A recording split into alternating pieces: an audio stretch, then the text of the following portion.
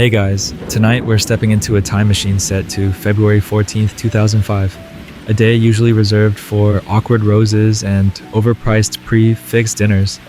But for you, it turns into the start of something absurdly world-changing. You're sitting at your computer in San Mateo, California. The room is cluttered, empty Diet Coke cans, maybe some leftover pizza. Your internet is just fast enough to frustrate you, but you've got this itch. You were at a dinner party not long ago, and someone said, "You should have seen this hilarious video I took." But the video?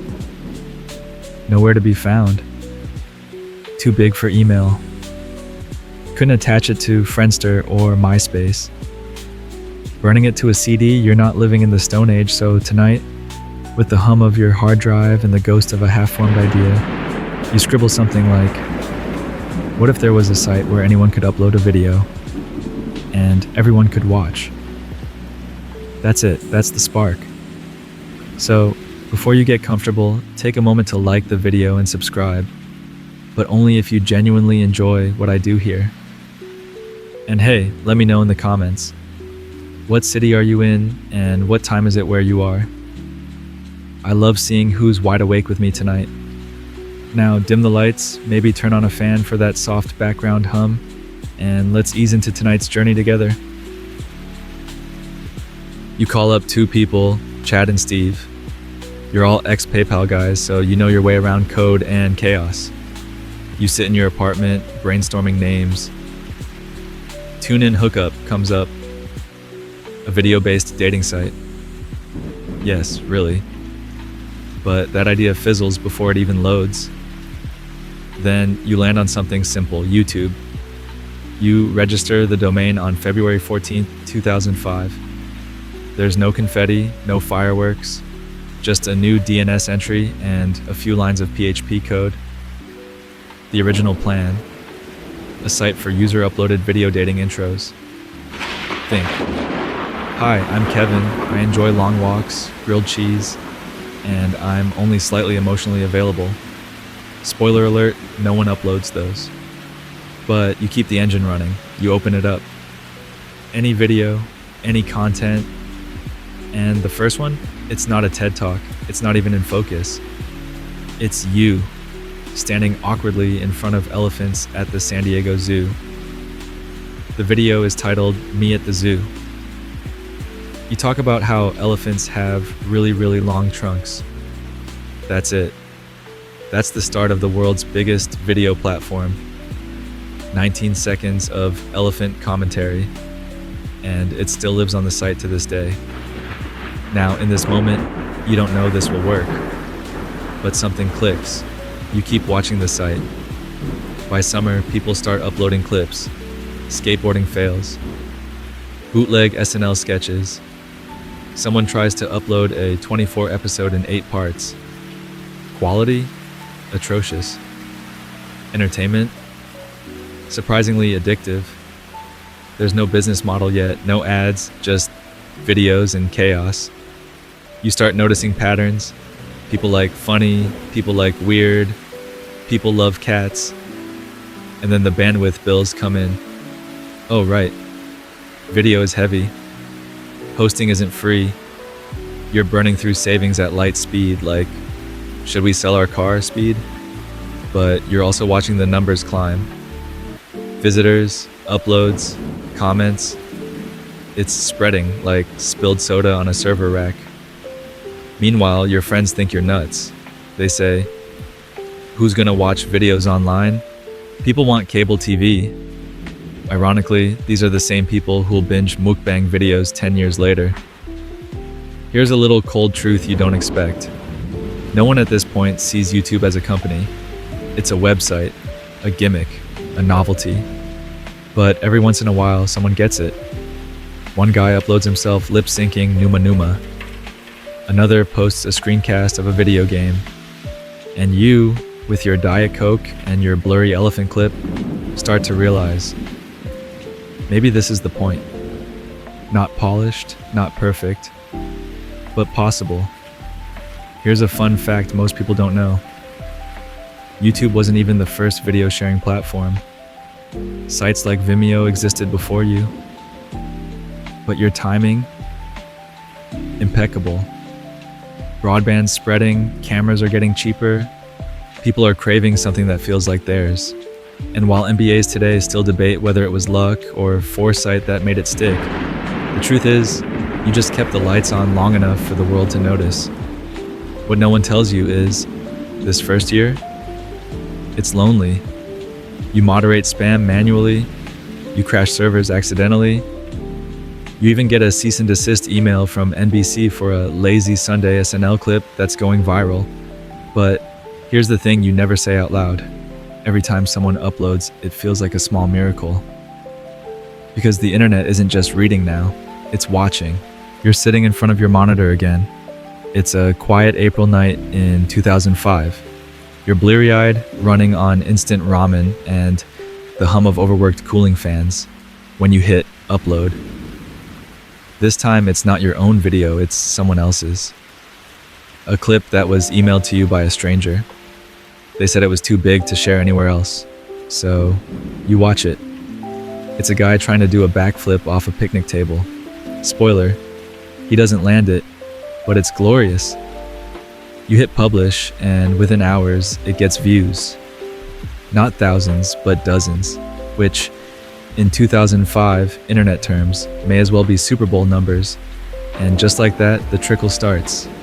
Day after day, uploads come in. Dogs in costumes, parody music videos, graduation speeches. One guy even uploads himself drinking a gallon of milk in under a minute. Bad idea, by the way. You add a simple feature, related videos. That's the moment the site begins feeding itself. One click leads to another, and another. Suddenly, someone watching your elephant video ends up in a rabbit hole of backyard wrestling and karaoke fails. And they don't leave. You start noticing names in the comment sections, people returning, like regulars at a digital cafe. Now you and the team make a change that feels small, but ends up huge. You let users rate videos with stars. Remember those? 1 to 5 stars. Nothing revolutionary, just feedback. But it's like giving viewers a voice. Soon, the good stuff starts rising. The weird stuff starts winning. And for some reason, videos with guys getting hit in the face with rubber balls, 5 stars. Always. Now you're watching traffic numbers like their stock prices. From April to October 2005, daily views jump from thousands to hundreds of thousands. And then, bam, December. A clip goes viral. It's a Saturday Night Live sketch. Uploaded it without permission. Lazy Sunday. Andy Samberg and Chris Parnell rapping about cupcakes and matinees. NBC didn't post it. A random user did. Overnight, the views explode. The press catches on. They don't know whether to celebrate you or sue you. But by then, too late. Everyone is watching. Your servers are melting. You're duct taping code together like a high school science project on fire. You beg your hosting provider for more bandwidth. Just a few more terabytes, I swear. You're now getting over 65,000 new videos uploaded daily. And here's the thing. There's no monetization, no ads, no partner program. You're just watching your baby grow while it eats every dollar you've ever made. Meanwhile, venture capitalists start calling. Sequoia Capital shows up with a suitcase of money and 1,000 questions. What's your exit strategy? How do you scale infrastructure? Why is your favicon still broken? You shrug, half asleep. You didn't plan that far ahead. They invest anyway. By November 2005, you secure $3.5 million in funding.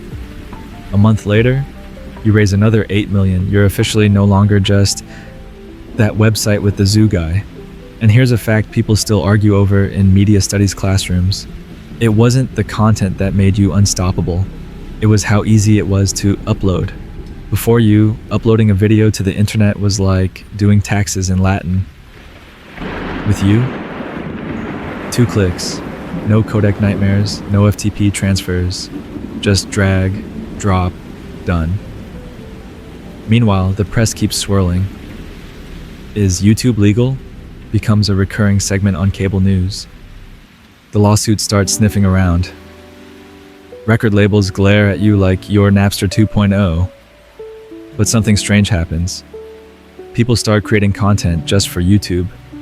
One girl starts reviewing makeup in her bedroom. A guy makes tech tutorials using Microsoft Paint. Someone else posts daily monologues about their life, just talking. No punchline, no purpose. You think, is this what television missed? A quick weird detour for the night. Did you know that in early 2006, someone uploaded a video of their pet raccoon eating grapes? That clip got more views than some network TV pilots. To this day, raccoons eating grapes remain undefeated in the unexpectedly soothing genre. Anyway, you and the team are scrambling to keep up. Growth is a beast. You hire engineers, designers, a few customer support folks who immediately regret their life choices. But at night, when things go quiet, you still click through the site like any other user. And one night, it hits you. You're not just hosting videos anymore. You're watching a new kind of entertainment rise from bedrooms, backyards, and basements. Raw, messy, human, and kind of addictive. The business model? Still foggy. But the feeling? Electric. It's mid-2006, and you're no longer refreshing traffic charts for fun. You're refreshing them because you have to. There are too many people now. Too many uploads, too many users, and most of all, too many servers that want to fall over and die. You've stopped using your kitchen table as a desk. You've outgrown the apartment. You've even outgrown your we're a scrappy little startup, self-deprecating charm. Now you're something else. You're scaling. Fast. Your platform is clocking over 100 million video views per day, and more than 65,000 uploads are flying in every single day. And with that, the bills. Bandwidth is not cheap. Servers are multiplying like rabbits. And storage? You're basically shoveling digital coal into a never-ending train engine. You're bleeding money, even with the venture funding. Your burn rate looks like a bonfire, and people are starting to raise eyebrows. So you do what any enterprising founder does when faced with a pile of cash going up in flames. You start talking about acquisition. But let's pause here, because there's a strange tension in the air. On one hand, your platform is the cool kid on the internet. If MySpace is prom king, YouTube is the weird, magnetic transfer student everyone wants to hang out with. On the other, the lawsuits are starting to breathe down your neck. Media giants are circling. Copyright infringement is the phrase of the month, and you've already had more cease and desist letters than pizza deliveries. You tell yourself, we're just the platform. But you know that won't hold forever. Then one name enters the room. Google. They send over a small team, very polite, we're just curious. You can smell the due diligence from a mile away. They're not here for the elephant video. They're here because they've tried building their own video platform, Google Video, and, well, it's a ghost town. A digital strip mall with one sad video about forklift safety. So when they look at you, they don't see risk. They see dominance. You're the de facto video platform of the internet. And let's be honest, you're tired, You love this thing, it's your baby. But it's also eating your life. You haven't slept a full 8 hours in months. You've got caffeine flowing where blood should be. So when Google says, what if we bought YouTube? You don't laugh them out of the room. You lean in. The conversations are fast and quiet. There are moments when you think, is this too soon? But deep down, you know this might be the only way your platform survives and thrives. And then it happens. October 9th, 2006. You walk into a room. You sign a few papers.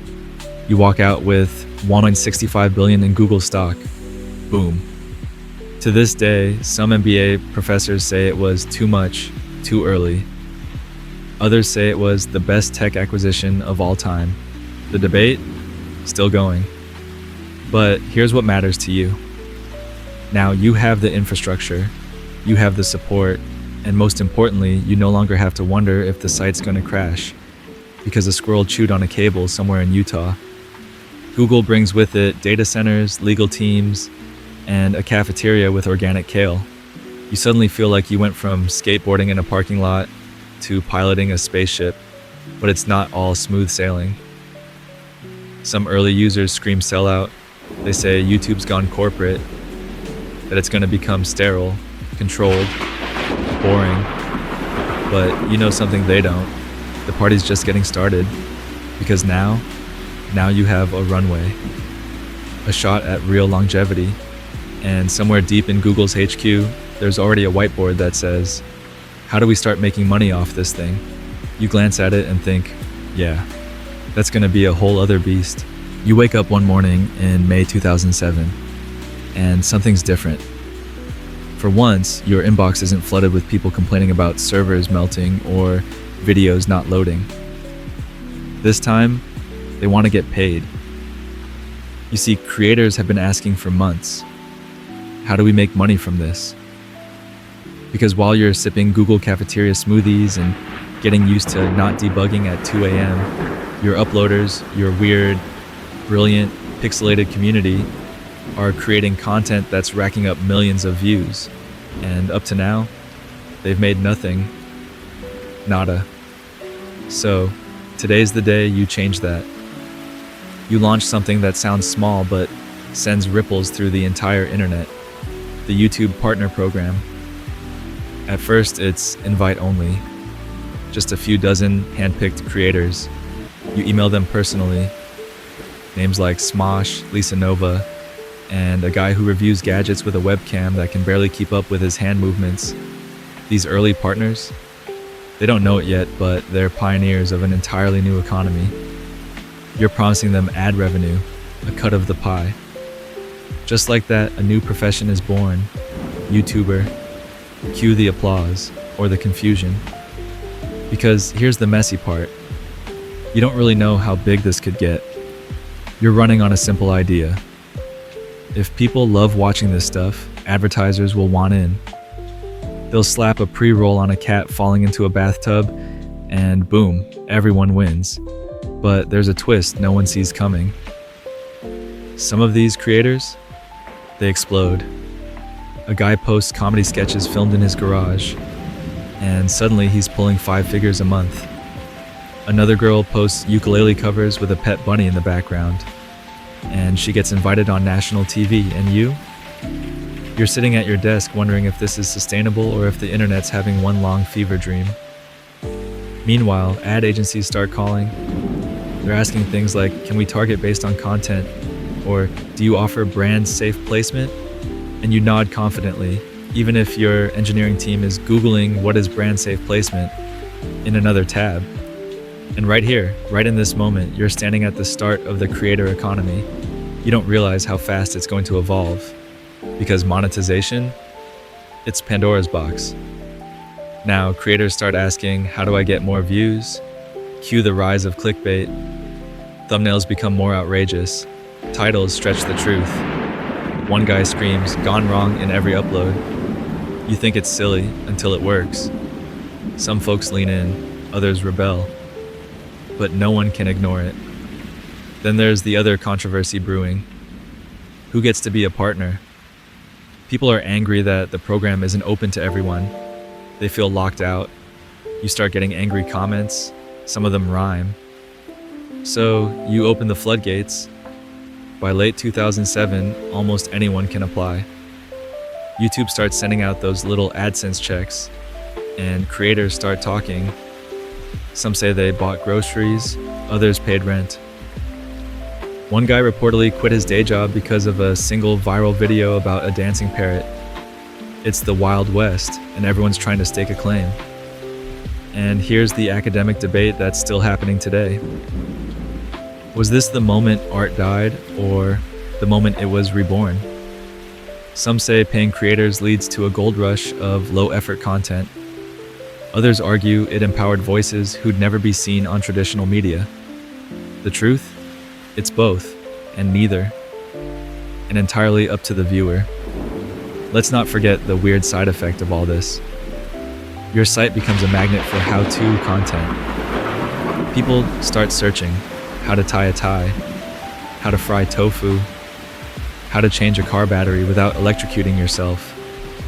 Those views spike every Sunday afternoon, by the way. It's no longer just entertainment, it's utility.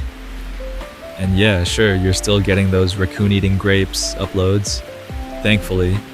But now you've also got finance tips, indie music, language lessons, and a surprisingly passionate community of guys whispering about microphones in dimly lit rooms.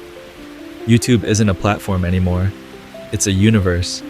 And you, the founder, now realize you're not running a website, you're shaping an entire generation's idea of what media looks like and who gets to make it. You open your inbox and it feels like stepping into a war zone. Every subject line is a variation of, "My video was taken down, again. Content ID is broken. This is ruining my life." And on the other side, lawyers, lots of lawyers, big studios, music labels, TV networks, all poking the same nerve. You're letting users upload our content without permission. It's 2007, and suddenly you're not just the fun video site anymore. You're the battleground for the future of copyright on the internet. You already knew this was coming. That SNL clip, that pirated anime episode someone split into 10 parts with hard-coded Spanish subtitles, all those music videos with lyrics in the description, you've seen it. So now, you launch a system that's either going to save you or haunt you. Content ID. Sounds boring, right? But this tool is about to shape your platform in ways you never imagined. Here's how it works, in theory. Copyright holders upload reference files, music, video, sound effects, you name it.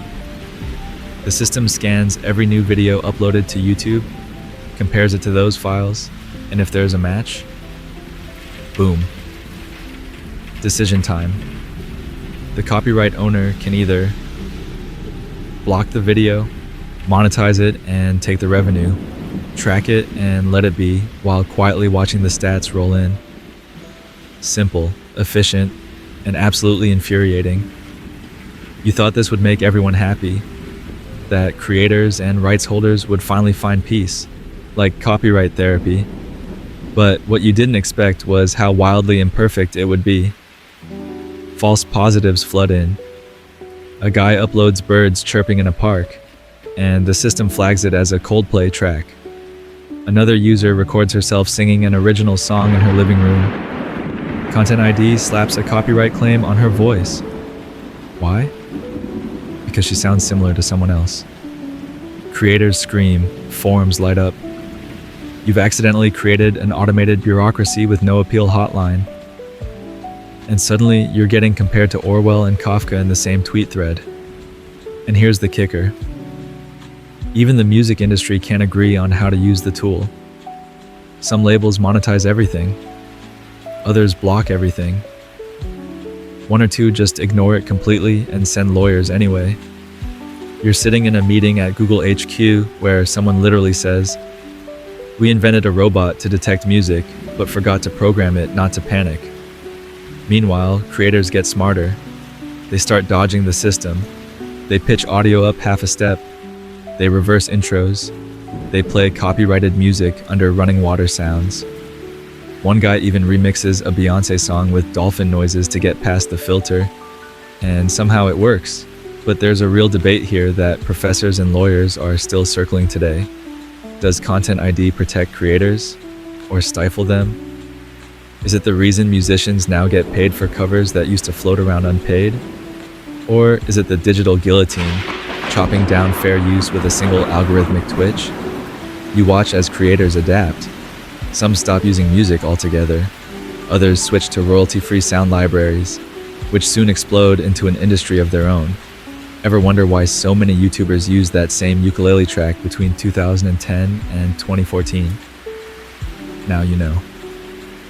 But one thing becomes crystal clear: this was a turning point. Before Content ID, YouTube was a lawless party. After, it becomes a platform with rules, and not just legal ones, social ones. People start thinking about ownership, about licensing, about how to build a brand that won't get demonetized because of a background jingle from 1992. And you, sitting in your office, realize that you've gone from running a fun experiment to mediating the largest digital copyright conversation in human history. No pressure. You lean back in your chair, staring at a tiny block of pixels on your screen. It says 720p. 3 simple characters. But oh, what a revolution. It's late 2008, and up until now, videos on your platform have mostly looked like they were filmed through a potato taped to a ceiling fan. Blurry, compressed, darker than your under-eye circles after debugging all night. But this is high definition. This is YouTube in HD, and it changes everything. Suddenly, a new kind of creator appears. They're filming with DSLRs, they're editing with Final Cut, they're color grading their shows like baby Scorsese's. One guy even builds a set in his garage that looks better than some late night shows. You start seeing content that feels cinematic. No more webcam monologues in fluorescent lit bedrooms. Okay, those still exist, but now they're intentionally lo-fi. HD becomes the new baseline. And with it, expectations go up. But there's another piece of magic happening alongside this that no one sees coming. The iPhone. Remember back in 2007 when Apple dropped this weird-looking touchscreen slab? You weren't sure what to make of it. It looked like a calculator had eaten an iPod, but now it's evolving. By 2009, it can record video. And not just video, it can shoot, edit, and upload straight to your site. Just like that, your upload funnel gets wider than ever. People start filming everything. Their kids' first steps, their dog's weird sneeze, entire concerts, unboxing videos, vlogs from trains, life on the go, in your pocket, one tap away from your servers. And the views? Skyrocket. Mobile usage starts creeping up. Then it lunges. Then it overtakes desktop. You watch as phones become the new TV sets. There's a moment in 2010, you're at a conference, and someone shows you a chart. It's shaped like a staircase. Every year, the average resolution gets higher. The average video length gets longer. The average age of your creators, younger. And the content, so much better. The blurry zoo videos are still there. Hey, respect your roots. But now there are cooking shows with overhead cams, travel vlogs with drone shots, tutorials where the lighting looks like it came from a beauty brand's dream. A quick side note, one of the earliest 1080p uploads that went viral, a slow motion video of water balloons exploding, set to dramatic music, viewed tens of millions of times. Why? Because it was crisp and weirdly satisfying. And this isn't just about aesthetics. Higher quality means higher retention. Higher retention means more watch time. And more watch time, that's your new algorithmic gold. But with HD and mobile comes a brand new headache: data usage. You start seeing tweets from angry teens. YouTube used up my entire data plan. Mom's gonna kill me. Whoops. So you get to work. You create adaptive bitrate streaming. Sounds fancy, right? Basically, your videos can now shift resolution on the fly. If someone's on shaky Wi-Fi in the back of a bus, they still get the goods, just in fuzzy 360p. If they're on a fiber connection in Tokyo, 1080p glory. You even start dreaming about 4K. Shh, not yet. In the meantime, you push another change that feels minor but makes waves. The mobile app gets a full redesign. Bigger thumbnails, cleaner player, autoplay, and for the first time, the ability to subscribe with one tap. Suddenly, creators are reminding viewers in every video, don't forget to hit that subscribe button. It becomes part of the culture. Meanwhile, advertisers are starting to notice. They're seeing brand-safe, high-quality videos with guaranteed audiences and thinking, this isn't just UGC, this is prime time. And you're watching the shift. Your scrappy little video site, built on fuzzy zoo footage and lip syncs, is now running in high definition 24/7 from pockets all over the planet. And somewhere in a server farm, your first video is still there.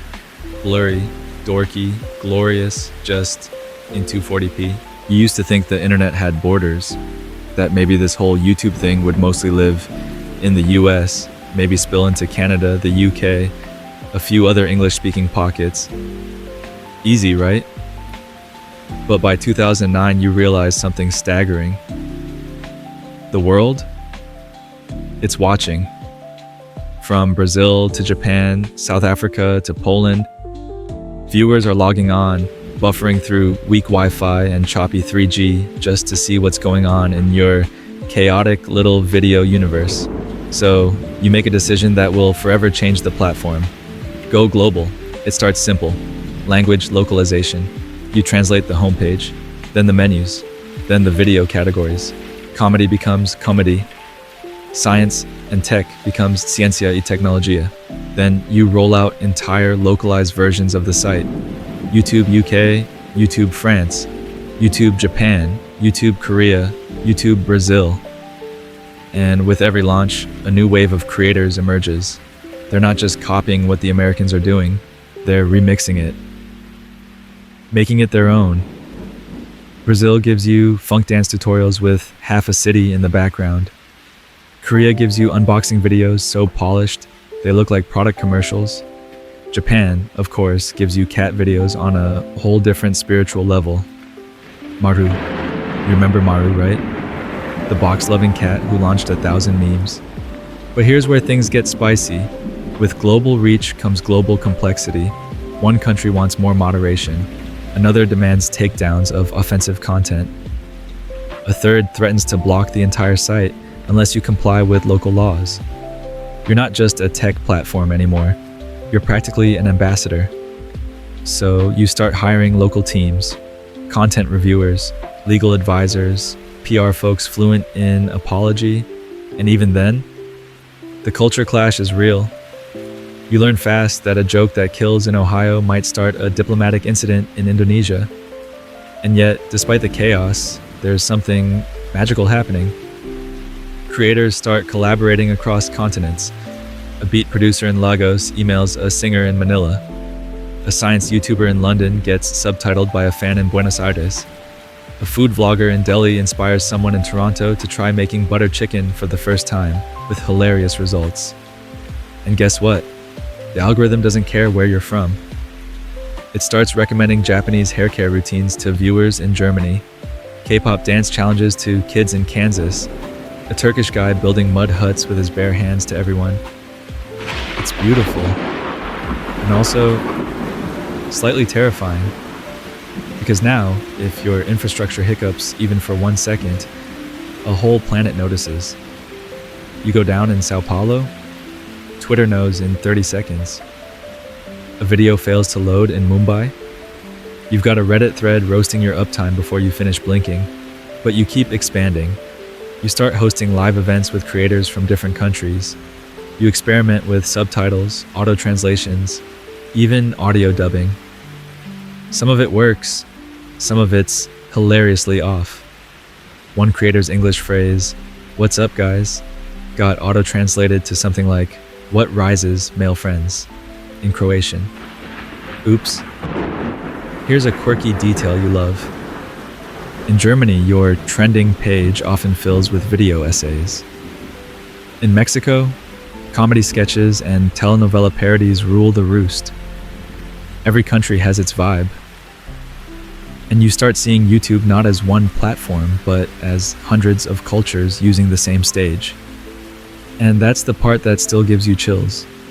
You didn't just build a website, you built a mirror. A massive, messy, beautiful mirror reflecting the whole world back at itself. One homemade video at a time. It starts with a teenager in his bedroom. He's got a camera, a personality, and no plan.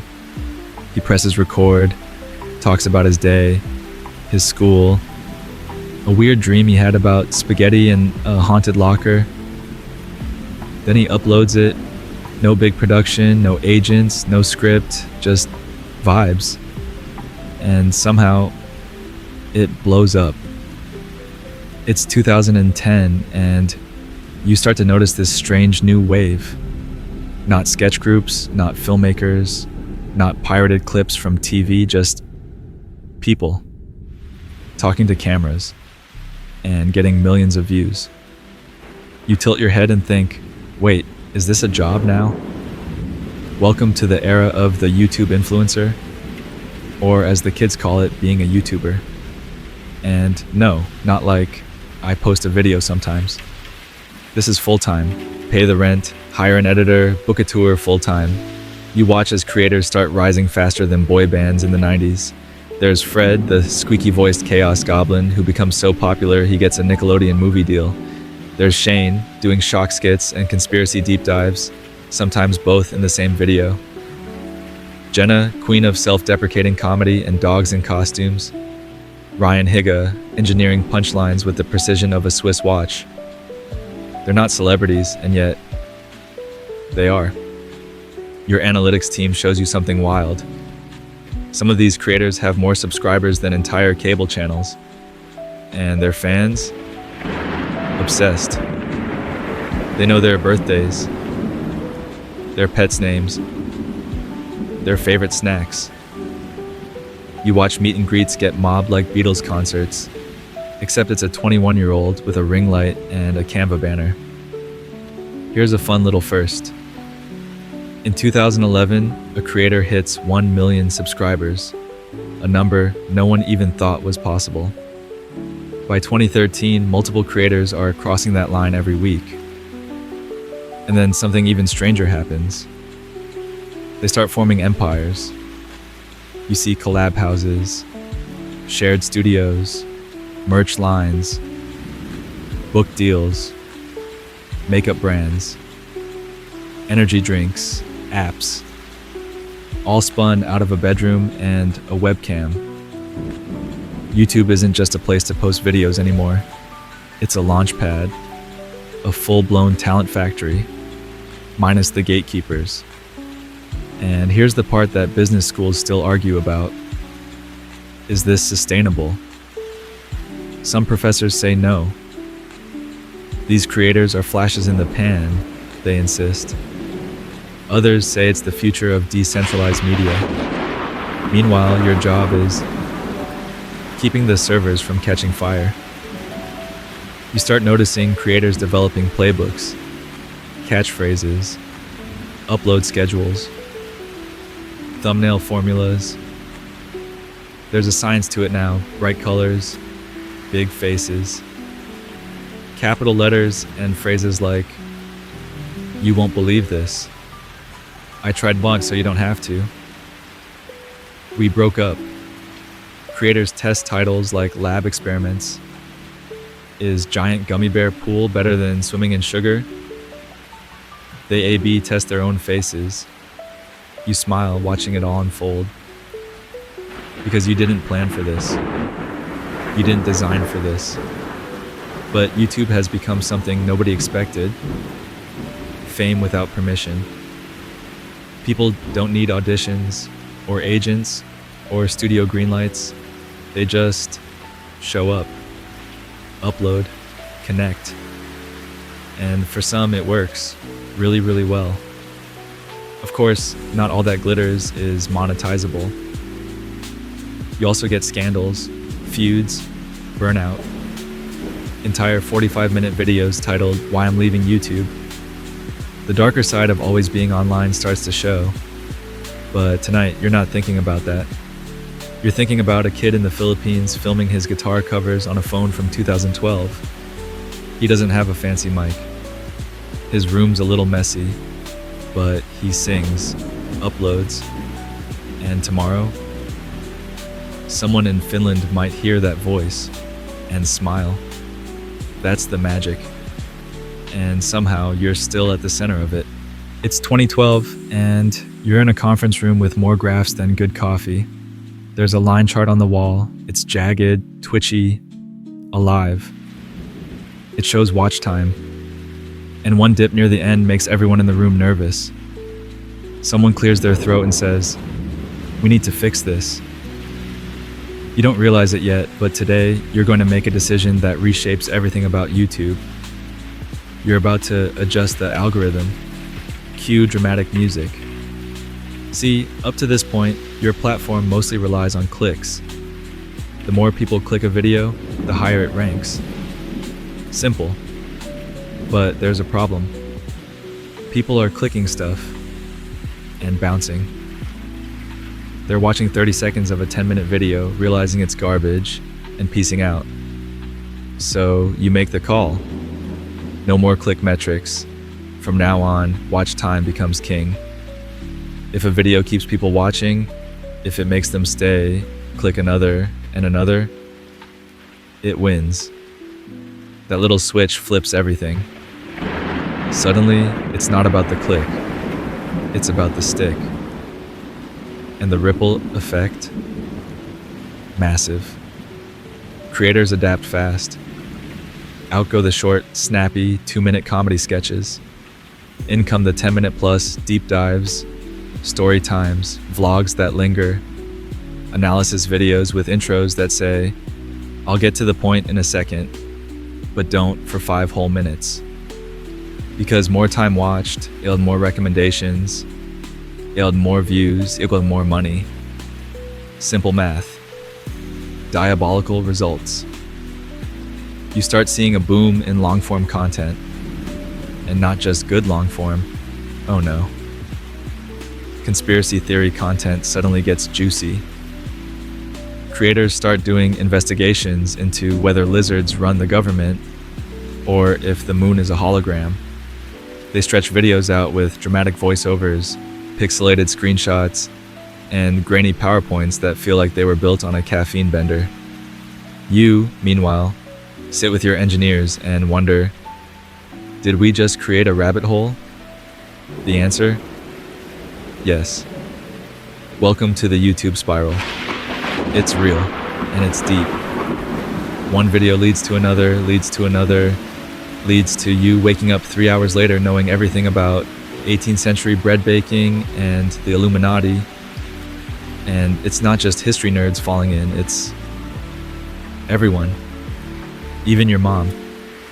She searched for a chicken soup recipe and somehow ended up on a video about a guy building a tiny house with his bare hands. Again, magic. But also, mayhem. Because now a new question starts buzzing in the background. What happens when the watch time goes up, but the content gets weird? You see videos gaining traction that are, to put it nicely, concerning. Misinformation, extreme takes, rage bait, and not always malicious. Sometimes it's just creators chasing the algorithm without realizing where they're going. There's a quote that floats around campus. Maybe someone scribbled it on a whiteboard. Maybe it came from a TED Talk. The algorithm doesn't know truth, it knows engagement. Boom, reality check. And this, right here, becomes a business school case study. Is it the platform's job to curate truth, or just to show people what they want? Media theorists are still arguing about it. One side says, you're a tech platform, not a newsroom. The other says, when people spend 4 hours a night on your site, you are the newsroom. You're caught in the middle, and honestly, there's no easy answer. So, what do? You build in signals. You start showing viewers trusted sources. You suppress clickbait. You boost authoritative content. But at the same time, you don't want to crush the weird stuff entirely. Because let's face it, some of the weird stuff is what made you famous. Remember, this is the same platform where a guy made spaghetti in a hotel coffee pot and got 12 million views. So you try to balance, refine, tweak. Your engineers are now half algorithmists, half ethicists, all exhausted. And you? You're starting to understand the true weight of the thing you've built. It's not just a feed anymore. It's not just views. It's not even just revenue. It's influence. And influence is a heavy crown to wear. You're sipping coffee, cold, forgotten, definitely oversteeped. It's 2017 and things are weird. Your watch time numbers are breaking records. More creators than ever. More uploads, more minutes consumed. But something dark starts creeping in under the surface. You get a call, then another. Then your legal team walks in, their faces grave. Big advertisers are pulling out, they say. You blink. Why? They flip a laptop around, and there it is. A screenshot of your site, a pre-roll ad from a well-known brand, like big brand, right before a video that's, let's say not safe for brunch conversation. Cue, Adpocalypse, dramatic name, deservedly so. Overnight, dozens of major advertisers pause spending on YouTube. The headlines are brutal. Ads running next to extremist content. Brands unknowingly fund hate speech. Suddenly, you go from internet darling to how did you let this happen case study. The calls keep coming. Banks, soda companies, fast food giants. One brand's PR team says, "We just saw our ad next to a video titled Destroying Feminism with Facts and Fire. We are concerned." And just like that, your revenue graph, usually a gentle, comforting upward curve, starts dipping. Hard. So you move fast. You slap together an emergency protocol. You deploy machine learning filters. You categorize content. You label anything even slightly risky as yellow icon, aka limited ads. Creators? They call it the demonetization hammer.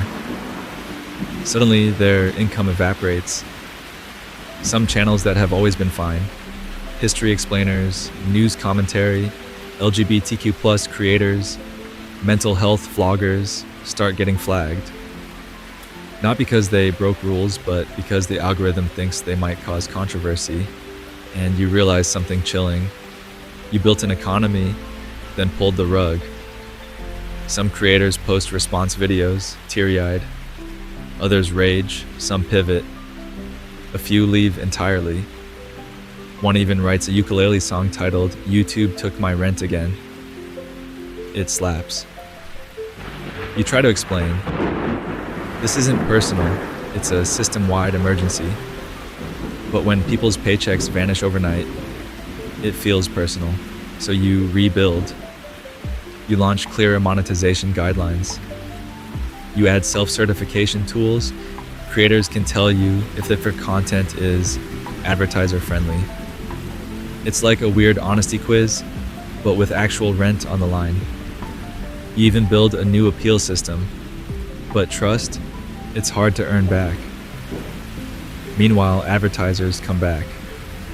Slowly, cautiously, like someone returning to a haunted house in daylight.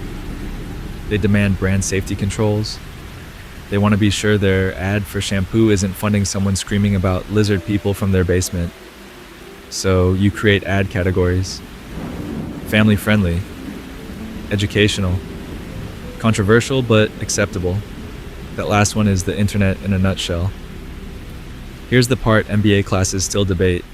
Did this make YouTube safer or just more sterile? Some say this was the moment you finally grew up. Others say it was when creativity took a hit. After all, when money enters the chat, risk gets shown the door. And yet, somehow, through all of it, creators persist. They adapt. Pivot to merch. Build Patreon accounts. Launch podcasts.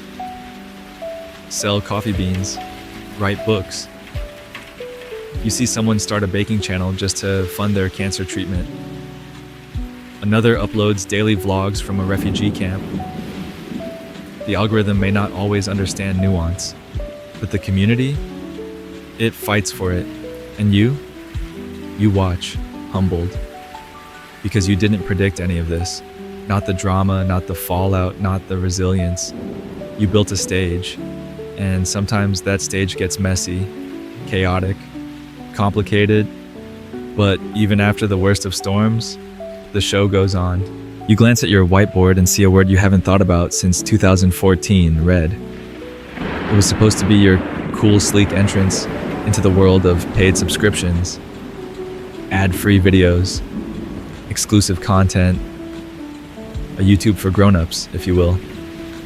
And at the time, it felt like a good idea. People were getting tired of ads, tired of waiting 5 seconds to click skip. You thought, hey, let's offer them a premium experience. Let's go Netflix mode. So in 2015, you launched YouTube Red. And yeah, the name, not great.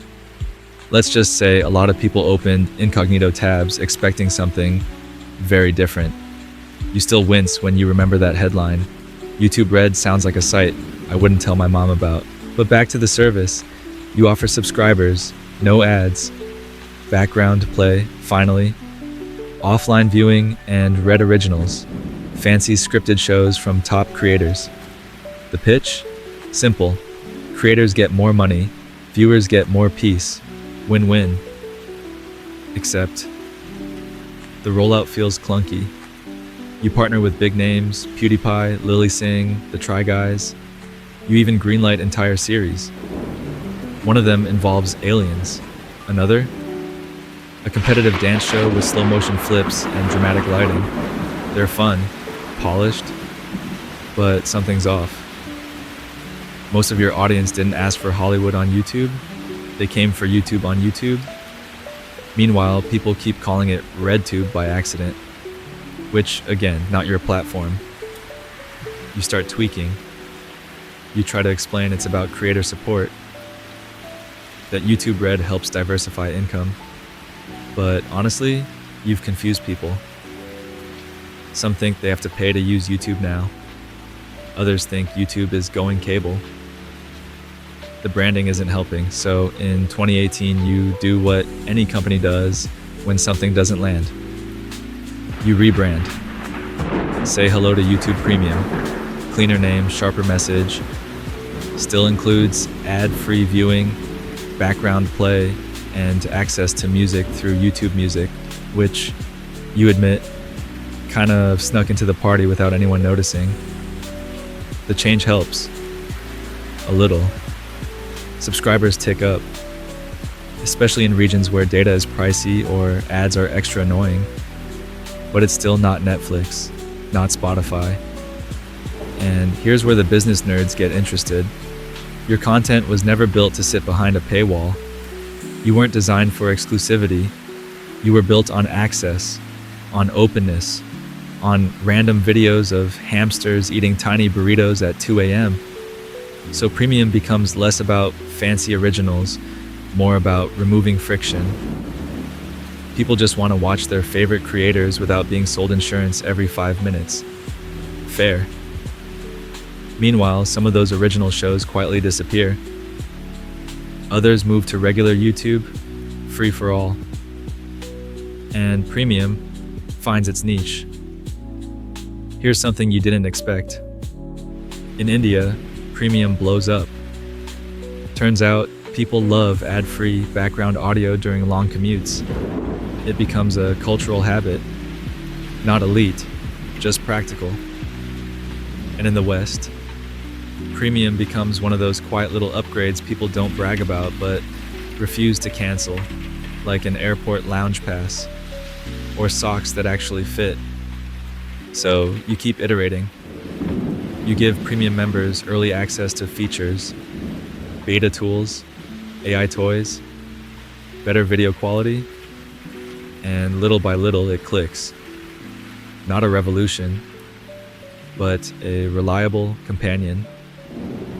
Meanwhile, creators adjust too. They get a slice of premium revenue based on watch time, which leads to a weird internal competition. Who's the most binge-worthy? A 45-minute essay on 18th century witch trials. More valuable than a 3-minute meme. Your history creators are thriving. And while no one makes a 20-minute video just for premium views, it becomes part of the puzzle, part of the survival kit. And you, watching all this from the command center, finally realize not everything has to go viral. Sometimes it just has to last. You're sitting in a dark conference room lit by RGB lights and the glow of a massive flat screen showing Minecraft. A streamer just shouted something incomprehensible, and 60,000 people typed PogChamp in the chat. You take a sip of flat Red Bull and lean in, because tonight, you're entering the arena. It's 2015, and YouTube is launching YouTube Gaming. Why? Because Twitch, that scrappy little spin-off from Justin.tv, is suddenly the king of live game streaming. Your own creators are thriving, posting Let's Plays, rage edits, try not to laugh, Minecraft compilations, but they're missing out on live energy, real-time interaction, the chat spam, the GG emotes, the moments. So naturally, you want in. You roll out a new app, YouTube Gaming. Separate branding, dark mode aesthetic, dedicated to streams, clips, trending games. It's got promise, but there's a hitch. Everyone's already somewhere else. See, Twitch isn't just a platform. It's a culture, a language, a rhythm. Your app? It looks slick, but it feels like YouTube in cosplay. Still, you push hard. You sign big names, creators like PewDiePie, Markiplier, Jacksepticeye. They all dabble in live streaming now. Events like E3 and Game reveal stream on both platforms, and you add features. 60 FPS, streaming low latency mode, super chat, which, side note, is genius. Viewers pay to have their message pinned. It's like throwing money on stage, but with better spelling. But despite your efforts, the YouTube Gaming app becomes more of a side quest than a main storyline. By 2018, you shut it down quietly and fold everything back into the main YouTube site. No shame, no failure, just course correction. Because guess what? Live streaming isn't a feature. It's a format. And it thrives best when it's baked right into where the audience already is. So now, when a creator hits go live, they don't leave the platform, they stay home. Live chats, memberships, pop-up emojis, it all just works. You even integrate with gaming consoles. One click from a PlayStation and boom, millions can watch you miss every headshot in real time. And while Twitch still reigns in some gaming circles, YouTube starts to dominate in others. Especially for VODs. See, Twitch clips vanish. YouTube videos stay. And creators notice. So they stream on Twitch, but upload to YouTube. Or they stream on YouTube and earn twice, from super chats and post-stream monetization. Soon, you're signing exclusive deals. Big streamers like Valkyrie, Cool Rage, and later Dr. Lupo and Tim the Tatman leave Twitch for YouTube contracts. And the internet loses its mind. Twitter debates, Reddit explodes. Is YouTube stealing Twitch's stars? Will the algorithm favor live streamers now? Do I have to start saying smash that like button in the middle of my Apex game? Creators test the waters. They stream. They chop streams into highlights. They turn highlights into shorts. One live session becomes 3 types of content. It's like creative cloning, and guess what? You're not just about gaming anymore. You see live yoga classes, study with me streams, lo-fi hip-hop radios, digital church services, cooking live streams with butter melting in real time. And somewhere in the mix, there's a guy live streaming himself just reading the YouTube terms of service aloud. 8,000 people watched. No one knows why. Here's the spicy business school debate. Was YouTube late to streaming or just smart about pacing? Some say you missed the early crowd. Others say you waited until it mattered, until mobile, monetization, and multi-format support aligned. But you're focused on something else now. Not being first, being forever. You're walking down a hallway in Mountain View, fluorescent lights buzzing overhead, and someone casually mentions the name Susan, as in Susan Wojcicki. And just like that, everything shifts. It's 2014 and she's stepping in as CEO of YouTube. You already know her. Back in the early 2000s, she rented her garage to a couple of guys named Larry and Sergey. Yes, that Larry and Sergey. She also led the charge on the Google acquisition of YouTube back in 2006. So, really, she's been orbiting your little chaos factory for years. Now she's running it. And right away, she brings something new to the table. Focus. Not the tighten your KPIs kind. The you're not just a website anymore kind. Under Susan, YouTube becomes intentionally massive. First up on her checklist, monetization scaled. The partner program opens wider. New countries, more creators. Local language support. A revenue ecosystem no longer limited to the US, and a few English-speaking veterans. She knows what the spreadsheet folks care about, growth. But she also knows what creators care about, being heard. So she starts sitting down with them. YouTubers, some of them just out of high school, are suddenly having roundtable chats with the CEO of one of the biggest platforms on earth. It's weird, it's cool, it's unheard of. And then, the world gets messy. You start facing a never-ending tightrope walk. On one side, free speech. On the other, content moderation. Your platform hosts everything from puppy tutorials to political conspiracies, ASMR to activism, memes to misinformation. You're not just fighting over monetization anymore. You're fighting over what even belongs on the internet. Under Susan, you start building the infrastructure for a safer YouTube. It's not always smooth. You remove videos, you label misinformation, you get accused of both over-censoring and under-policing in the same news cycle. The joke inside the office becomes, if everyone's mad at us, maybe we're doing it right. You laugh, kinda. You roll out YouTube Kids, a whole separate app ring-fenced for younger audiences. Bright colors, no comments, carefully vetted content. It's like a bubble-wrapped version of your Wild West. And yet, even there, scandals hit. Elsagate, algorithmic horror, creepy AI-generated nursery rhymes. You panic, you fix, you learn. The parenting world watches you like a hawk. Congress raises eyebrows. And Susan? She keeps taking meetings, owning the message, and weathering storms. But not all of her moves are about cleaning up. Some are about leveling up. She invests heavily in diversity and inclusion. You support Black creators, Latinx creators, LGBTQ+ voices, not just in marketing, but in funding, mentorship, tools. You even build a creator space in every continent. Fancy cameras, free studios, workshops. Because now, YouTube isn't just for the basement filming underdog. It's for everyone.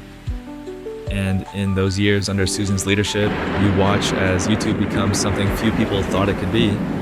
A platform that grows up, still chaotic, still weird, but professional. Here's something the academic types love to pick apart. Was YouTube's golden age before the cleanup, or because of it? Depends who you ask. Old school creators say 2010, 2013 was the Wild West, and they missed the dust. New school creators say they'd never have built careers without brand safety, better tools, and the algorithm's maturity. You? You just know that Susan balanced it all for nearly a decade. Viewers, creators, advertisers, regulators, parents, press. And walked away in 2023 with more calm than any human should be allowed to have. Leadership in the digital age, not for the faint of heart.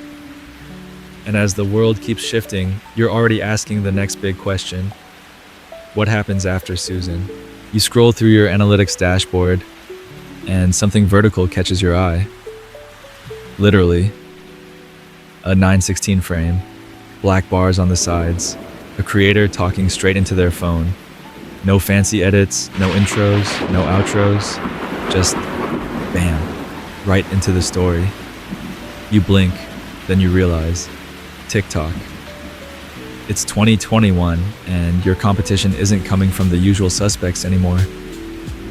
It's not Netflix, not cable, not even Twitch. It's a short-form app with a musical note logo and a grip on Gen Z tighter than your terms of service. TikTok has turned the content game on its head.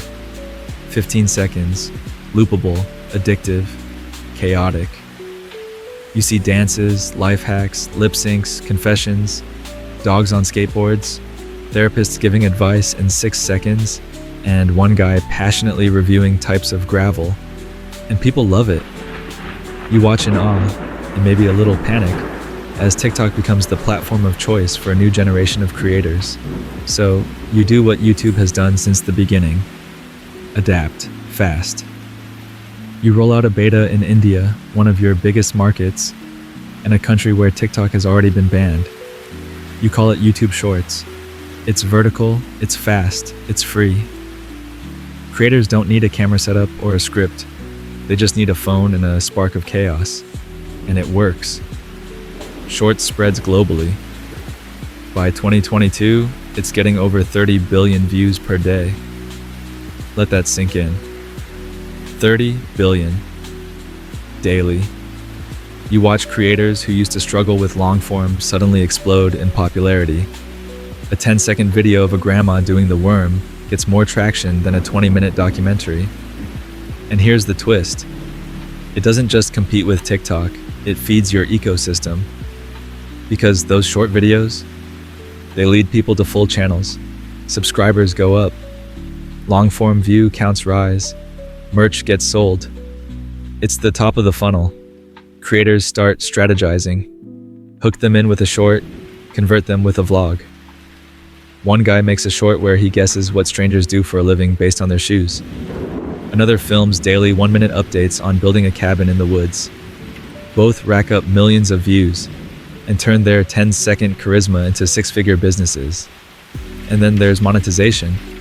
Tricky stuff. At first, shorts don't pay well. No ads, it still has no revenue. So you create a shorts fund, $100 million to reward creators directly. It's a band-aid, sure, but it buys time. Then in 2023, you go big. You flip the monetization switch with a new rev share model. 45% of ad revenue based on views. And instantly, the game changes. Now creators aren't just making shorts for fun. They're building careers on them. The business schools love this part. YouTube took what TikTok invented and made it sustainable. The debate, of course, is ongoing. Is the algorithm really fair? Does long-form content suffer? Are creators becoming addicted to chasing 15-second virality? You've heard all the takes. You've read the think pieces titled The Death of Attention Span and Why My Kid Wants to Be a Ring Light When He Grows Up. But what you see, a platform that's evolving faster than ever. Some creators start with shorts, grow their audience, then launch entire podcasts, brands, full-length videos. Others stay short and snappy, becoming meme machines with careers based on punchlines. And you, sitting in your chair, watching thumbnails scroll by like highway signs, realize something profound. YouTube isn't one format anymore. It's long form, it's short form, it's live stream, it's posts, community tabs, stories, shorts, and beyond. It's whatever people want it to be. And in this post-TikTok era, That flexibility might be your secret superpower. You're staring at the dashboard again, and for once, you're not watching the creator side. You're watching the viewer side. It's March 2020, and everything has stopped. The streets are empty, office chairs collect dust. Even the birds seem confused. It's the start of the global pandemic. YouTube's traffic? Exploding. Not just a little uptick, a seismic shift. Entire countries are going into lockdowns. Schools are closed. People are home, confused, anxious, and refreshing news pages with trembling fingers. And when they need a break, they turn to you. You watch as daily views surge to historic highs. People are watching on TVs now. TVs, not phones. In living rooms, bedrooms, hospital break rooms, suddenly your platform becomes everyone's everything. The school, the therapist, the gym, the late night show, the comedy club, the escape hatch. Creators, many stuck at home themselves, step up in a way you couldn't have imagined. Teachers start filming math lessons with sock puppets. Fitness trainers live stream living room workouts with water bottles as weights. Musicians hold living room concerts. Chefs share pantry survival recipes. One guy makes 27 meals out of instant noodles and goodwill. Meanwhile, baking content skyrockets. Apparently, everyone in the world has decided to bake sourdough. Your search data confirms it. Starter recipe, how to knead, why is my bread sticky, all trending globally. People find comfort in dough, and you're the virtual apron guiding them through it. Then there's the mental health boom. Meditation videos. Study with me lo-fi streams. Journals. Self-care vlogs. A woman starts filming 10-minute daily affirmations beside her dog. Her comments fill with people saying things like, "This saved me today." And as eerie as it is to admit, there's beauty here. YouTube becomes less a distraction and more a lifeline. But with all that growth comes tension. Enter misinformation, fast, viral, dangerous. People post fake COVID cures, conspiracy theories, anti-vax rants. You scramble. The trust and safety team expands overnight. You roll out info panels, WHO banners, medical expert features. Every search for coronavirus comes with a pop-up and a link to the CDC. But you know moderation at scale is a bear with infinite legs. Every time you take a video down, someone else screams censorship. Leave a video up, negligence. You're the tightrope walker again, but now the whole planet's watching. Meanwhile, creators adapt. Some turn pandemic boredom into content gold. Lockdown diaries, quarantine cooking. Zoom fails compilation number 73. One guy even recreates movie scenes using only stuff from his bathroom and a terrifying amount of duct tape. You laugh, then check the views. 14 million. And in the middle of all this, you notice something strange. Time spent watching YouTube on TVs jumps 80% in 6 months. Families are watching together again. It's no longer just solo scrolls at 2 a.m. It's shared, communal, cozy, and it gets you thinking, maybe YouTube isn't just the thing people turn to when they're bored. Maybe it's the thing people turn to when they're trying to feel okay. You make calls, push resources into creator grants. You promote smaller voices, nurses vlogging their shifts, therapists offering group support, parents documenting remote learning breakdowns, some with wine. And you know what? Through all the buffering and chaos, your platform becomes a kind of digital campfire. Messy, flickering, but warm. People needed connection, and you gave it to them. One video at a time. It's a Tuesday. You've had 3 Zoom meetings. Your coffee's cold again, and now there's a whiteboard in front of you with one word written in all caps. Policy. Not exactly the sexiest word in your startup origin story, but these days, it's everything. It's 2021, and the heat is on. Not just from your servers, but from all sides. Governments, media, voters, activists, parents, the WHO, the FTC, every acronym you can think of. And they all want to know, what's YouTube's responsibility during a global information war? Because the truth is, you're not just a site where people upload dog fails anymore. You're a global information platform, a public square. And right now, that square is loud. At one end, a doctor explains COVID vaccine efficacy with graphs and gentle smiles. At the other, a guy in aviators rants into a windshield about microchips and secret world orders, and the line between debate and disinformation, blurry, fast-moving, contested. So you revise policies, then revise them again. You create new enforcement guidelines for election misinformation, medical hoaxes, hate speech, harassment, dangerous challenges. Yes, the cinnamon thing came back. And that one time people were allegedly cooking chicken in NyQuil. Your engineers write code at breakneck speed to detect red flags. Your human reviewers, thousands of them, work around the clock, watching everything from science explainer animations to flat earth rants delivered from hot tubs. You roll out labels, context panels, authoritative sources, may include misleading information. And yet, no matter what you do, someone calls you biased. Too much enforcement, you're killing free speech. Too little, you're enabling harm. You're a piñata at both political parties' birthday parties. No cake for you. Still, you persist, because the alternative is chaos. You add comment moderation tools. You expand age restrictions. You introduce fact-checking banners. You demote borderline content in the algorithm. Those videos that aren't wrong but aren't right either. One of your data scientists jokes, "We're not just fighting misinformation, we're fighting its cousins." You laugh, but only a little, because it's kind of true. And here's a twist. Sometimes the creators themselves are part of the solution. Doctors, educators, lawyers, journalists, all building entire channels around myth busting. One guy makes a 10-minute video titled "Debunking This Viral Lie" using Lego. It's brilliant and weirdly persuasive. Meanwhile, schools start using YouTube as a default search engine. If students want to understand climate change, they're not reading a textbook.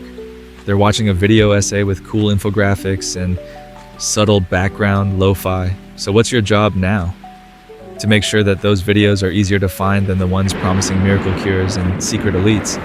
But here's where it gets complicated. What's truth? When truth evolves. A theory that was fringe in 2020 becomes consensus in 21. Medical advice shifts. Election results get contested, then upheld. History gets revised as new facts emerge. And your policies? They have to keep up. It's like building a house while riding a roller coaster. Some academics are still debating this moment. Is YouTube a neutral platform or a curator of truth? You already know the answer. There's no such thing as neutral when your algorithm decides what plays next. So you lean into responsibility. You meet with advocacy groups, host creator town halls. You even start offering transparency reports, public updates on how much content you've removed, why, and how fast. It's not perfect. Some videos slip through, some innocent ones get flagged, and in every case there's a tweet storm, a think piece, and probably a guy in the comments saying, "I liked it better in 2011. But slowly you're learning. And more importantly, so is the platform. Because YouTube has always been messy. But that's the trade-off of being a place where everyone gets to speak. The real challenge? Making sure the loudest voice isn't always the one yelling fire in a crowded theater. It's February 2023. You walk into a boardroom where the chairs are nicer than your first office desk, and someone says the words you've known were coming. Susan is stepping down. Pause. It hits like a plot twist in the final season of a long-running show. She's been CEO for 9 years. That's longer than most tech platforms even survive. But it's happening. Susan Wojcicki is passing the baton. And who's catching it? Neil Mohan. You've known Neil for a while. He's been the chief product officer, quiet, deliberate, and terrifyingly sharp. He helped build YouTube's monetization tools, the ad ecosystem, and the creator economy you've spent a decade cultivating. Now he's at the helm. And in his first month, you realize something important. He's not here to maintain. He's here to evolve. First order of business, doubling down on creators. He launches more tools for monetization, tipping, memberships, live gifting. He tells the team, we need to make YouTube the best place to be a creator, full stop. You smile, because somewhere in your bones you feel the old garage startup spark again. Then Neil sets his sights on audio, podcasts. Wait, what? Yep. It turns out millions of people already use YouTube to listen to podcasts, even though you never officially made space for it. So Neil does what great product people do. He listens. He launches a dedicated podcast tab. He starts pushing full podcast episodes into YouTube Music. He signs creators who've never picked up a camera, but have a mic, a voice, and something to say. And suddenly, you're not just YouTube the video platform anymore. You're YouTube the audio ecosystem. Your biggest competitors now include Spotify and Apple Podcasts. Your watch time metrics start folding in listen time. Someone's listening to a philosophy podcast while walking their dog, and you're still earning ad revenue. No visuals needed. It's weird. It's brilliant. It's kind of overdue. But here's where it gets even more interesting. Neil's team starts working on multi-format creation. Think about it. One video becomes a long-form vlog. That vlog becomes a short. That short becomes a post on the community tab. That post becomes a podcast episode. That episode gets chopped into a new short, a content circle, a perpetual motion machine. You watch creators thrive in this new rhythm. A cooking channel does long-form recipes, shorts for tips, and podcast episodes with guest chefs. A therapist vlogs mental health content, runs a live Q&A weekly, and uploads podcast-style monologues between sessions. Everything is connected. And on the platform side, you roll out better analytics, deeper audience insights, even AI-powered editing tools that help creators subtitle, clip, and optimize, all within the app. Some creators start calling it YouTube Pro Mode. And it works. You see new creators rise faster than ever. One day they're posting a short from their bathroom. A week later, they're gaining 50,000 subscribers a day. A month later, they're launching merch and being invited to creator camps. Meanwhile, Neil's other big mission? Responsibility. He keeps the line Susan drew in the sand. Openness plus safety. No compromises. He meets with policymakers, hosts creator forums, builds out more transparency dashboards. One quote of his gets scribbled on the break room whiteboard. The health of our platform is measured by what we allow and what we amplify. And you know what? He means it. So now, under Neil's leadership, YouTube isn't just iterating. It's growing with intention. Podcasts, shorts, long form, live, posts, AI tools. It's no longer one thing. It's a creative operating system. And you sit back for a moment watching a brand new creator from Nairobi hit 100,000 subscribers in under a month, using tools that didn't exist 2 years ago. You think, we've come a long way from me at the zoo. You're in a product team meeting and someone pulls up a test screen. You blink, it's a thumbnail, but the text on it is in 5 different languages: English, Spanish, Hindi, Japanese, Portuguese. But the video, uploaded by one creator, in one language. This isn't a translation, it's not a fan subtitle, it's AI. Welcome to 2025. YouTube has just started testing one of its boldest experiments yet: auto-translated thumbnails and titles at scale. The idea? Simple. A creator in Mexico uploads a video about DIY solar panels. You, sitting in Berlin, see the title in German. Click, watch, engage. Suddenly, borders? What borders? This isn't just accessibility. This is expansion, and you're not stopping there. With the help of increasingly uncanny AI tools, creators can now auto-dub their videos into multiple languages, generate accurate subtitles with emotional nuance, even clone their voices so they still sound like themselves in other tongues. It's weird. It's amazing. It's slightly dystopian. But mostly, it's effective. A food vlogger from Thailand now has viewers in Canada, Brazil, and Egypt, none of whom speak Thai. And they love her. Suddenly, content isn't regional, it's global on upload. That 20-minute essay on ancient Roman architecture, now playable to a kid in Mumbai who just discovered his love for columns. That comedy sketch about office life in Tokyo, dubs seamlessly into Portuguese, and now it's trending in Sao Paulo. Your creators are going international without leaving their bedrooms. And the reach? Astronomical.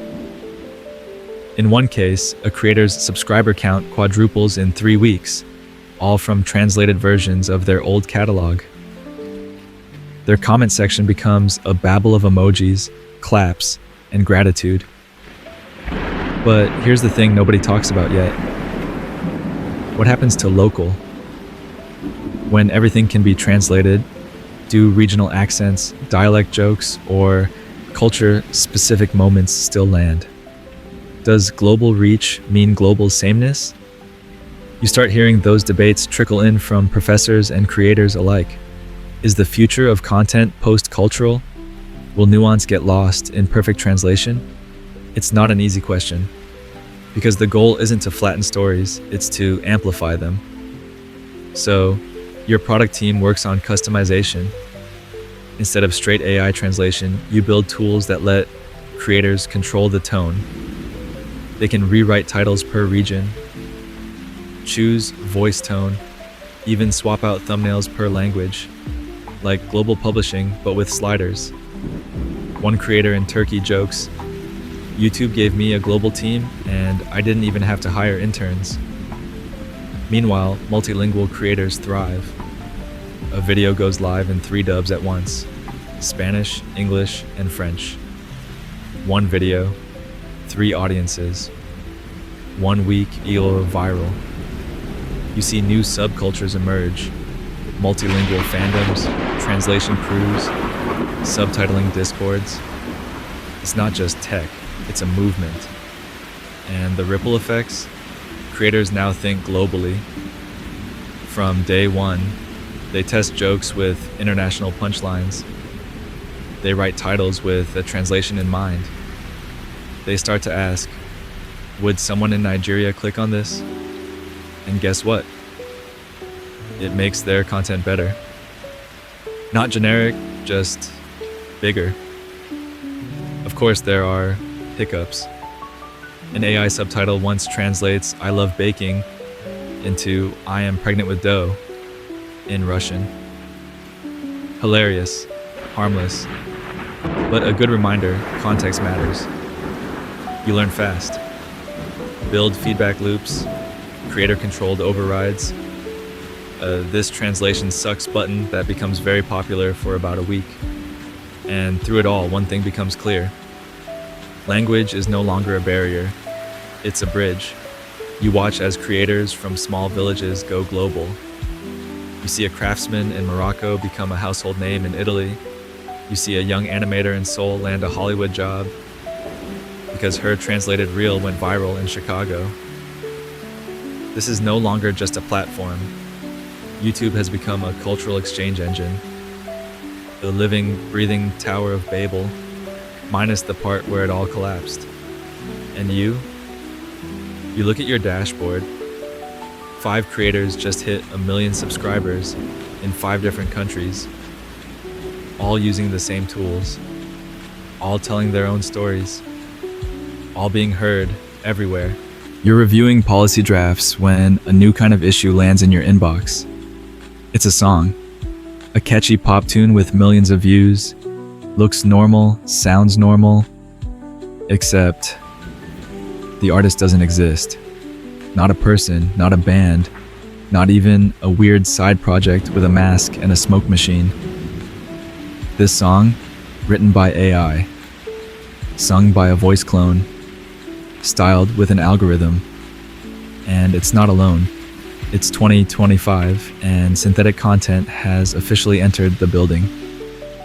Your feed is now sprinkled with AI-generated music, animation, deepfake talk shows, entire scripted series acted out by avatars, and honestly, some of it is really good.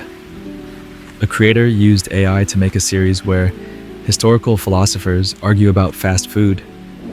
Another trained a model to generate daily bedtime stories voiced by Morgan Freeman's clone cadence, weirdly soothing. Viewers love it, but record labels? They do not. Especially when someone uploads a brand new track using the cloned voice of a major artist singing lyrics they never wrote. The takedown notices start piling up. One rep says, "This is musical identity theft."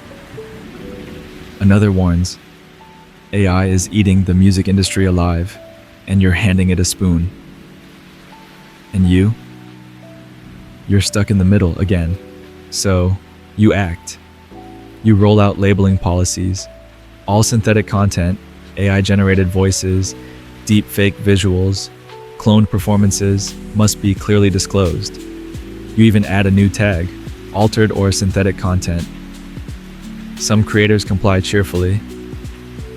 Others, not so much. The first wave of controversy hits hard. One guy claims you're killing art. Another says you're favoring the old guard. Meanwhile, the comments section has no chill. I'd still rather listen to an AI Drake than a real Nickelback. If Shakespeare had a laptop, he'd be using ChatGPT too. This AI is better than half the real influencers anyway. And then comes the philosophical grenade. What's creativity when machines can do it too? You watch the debate unfold across creator forums, university panels, even late-night TV. Are AI-generated creators still creators? Are voice clones protected under identity laws? Can you copyright a melody made by code? Lawyers start sweating. Professors write papers. One ethics scholar says, "We've spent centuries defining originality. Now we have to redefine it by Tuesday." But amidst the noise, something remarkable happens. Hybrid creators emerge. They use AI as a tool, not a replacement. A songwriter feeds chord progressions into a model, then adds their own lyrics. An animator builds a frame-by-frame loop, then lets AI fill in the transitions. One vlogger creates a clone version of themselves to read comments while they sleep. It's weird, it's working. AI becomes the guitar amp, not the music. And your job? Make sure that line stays visible. You update your content ID system to include voice prints. You partner with music labels to let artists opt in or opt way out of training data pools. You even create a creator transparency center where viewers can see exactly what's real, what's AI enhanced, and what's full deepfake. Still, not everyone's satisfied, and they never will be. But that's okay, because you didn't build a platform to freeze the world in place. You built one to reflect it, and right now, the reflection's changing fast. So, you do what you always do. Update the tools. Listen to creators. Adapt like a caffeinated octopus with a keyboard. Because no matter how much content changes, the core remains the same. People, in all their weird brilliance, showing the world what's possible. Even if that world is part human, part machine, and entirely improvised. You're standing at a window in a high-rise conference room, watching the clouds shift across the bay. Below, the city moves like a time-lapse. Quiet, electric cars, food couriers on e-bikes, someone filming a TikTok dance in the middle of a sidewalk. Inside, YouTube is humming, but not loudly. It's steady, confident. You check your dashboard and nothing's broken. Nothing's on fire. There's no urgent crisis or sudden boycott or a leaked email going viral on Twitter. Well, not this week anyway. And that's weird. Because for the first time in 2 decades, YouTube feels like something you never thought it could be. Mature. It's not the hot new startup, not the disruptor, not the scrappy underdog. It's the platform people grew up with. A kid born the year YouTube launched. They're old enough to post a video about how YouTube raised them. And you've seen it all.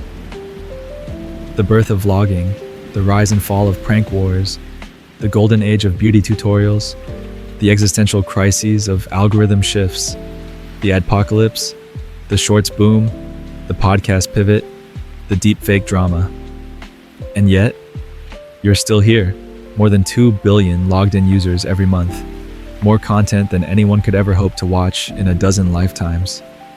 And creators, still uploading, still evolving. Some of them have entire careers now that span longer than a sitcom's run. Others post once a month and live off brand deals, memberships, and audience goodwill. One guy makes 6 figures explaining bird migration in PowerPoint form. Another person who started posting phone-recorded busking videos is now headlining festivals, their first upload immortalized in 240p. You realize something else. YouTube has gone from where people post to where people live online. It's a home base for entertainment, for learning, for connection, for income, for identity. And now the line between viewer and creator, it's blurred entirely. Everyone's a creator, even if they don't realize it yet. Uploading shorts of their lunch, leaving detailed timestamped comments, live streaming study sessions, remixing someone else's sound into something new. You even rolled out a feature recently where viewers can turn any video clip into a meme or a reaction or an edit, with full credit and rev share to the original uploader. Creation is frictionless, and that means expression is infinite. You glance over to the newest mock-up on your screen, an experimental feature that lets creators co-host global live streams with auto-translation in real time. A cooking duo in Cairo can go live with a baker in Toronto and chat without a language barrier. The future? It's already sneaking in through the side door. But it's not all lasers and progress bars. There are still questions about platform power, about fair pay, about burnout, about AI, about who gets seen and who gets silenced. The academic debates haven't stopped. Is YouTube a mirror or a magnifying glass? What is ethical amplification? Who owns a digital persona made of pixels, edits, and audience demand? You nod, you listen, but deep down, you know what this platform really is. It's a stage, and every day people step onto it with trembling hands and a shaky voice and say, "Hey guys, this is my first video." Some of them never post again. Others change the world. And you? You keep the lights on, keep the servers cool, keep the stage steady beneath their feet. Because maybe YouTube was never just about videos. Maybe it's about voice, and the billions of people who finally found theirs. The uploads have slowed now, the notifications are quiet. Somewhere, a kid has just closed their laptop after editing a vlog they'll never publish. Another person across the world fell asleep with a lo-fi livestream playing, the chat still gently blinking hello in 20 languages. And you? You've been here since the beginning. Through the pixelated zoo videos, the shaky webcams, the ad panics, the music debates, the algorithm storms, the AI wonders. You've built a stage for noise, and somehow carved space for silence too. So now, as the lights dim and the dashboard fades into a gentle gray glow, you take a deep breath. No one's asking for a feature. No one's yelling in the comments. For once, the world is still. And in that stillness, you hear it. A quiet hum. From billions of stories. Millions of voices. All stitched together on a platform that started with an elephant and a dream. You rest your hands in your lap. Tomorrow there will be new creators, new questions, new sparks. But tonight, you've earned a pause. Close your eyes. Let the feed scroll on without you for a little while. You're part of the story now, forever buffered into the stream.